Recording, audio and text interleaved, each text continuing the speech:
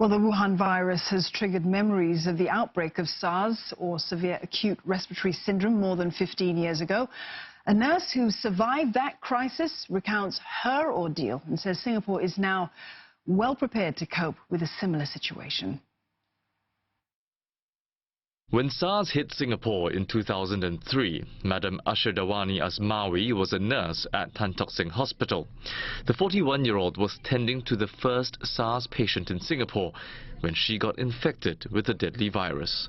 I really feel very fearful that time because I don't know what's happening to me, because I'm having high fever, and then after that, when the breathlessness kicks in, that's the time when I really feel like, oh my God, am I going to die? Madam Ashardawani was warded and put in isolation for almost a month. She was gradually nursed back to health by her colleagues.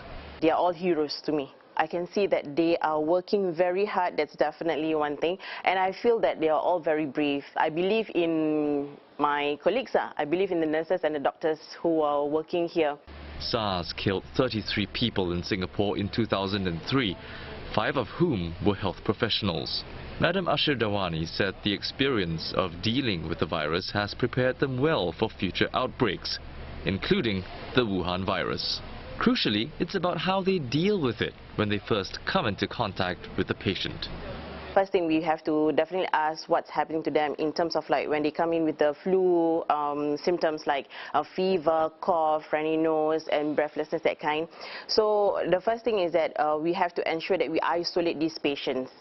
In her role as an instructor now, Madam Ashardawani tells junior nurses to follow guidelines, such as observing hand hygiene, wearing a surgical mask if they feel unwell, and constantly monitoring their temperature.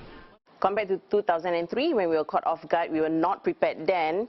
However, this time around, we are much more prepared, and I'm confident that we can handle this better, stronger, and definitely things are under control.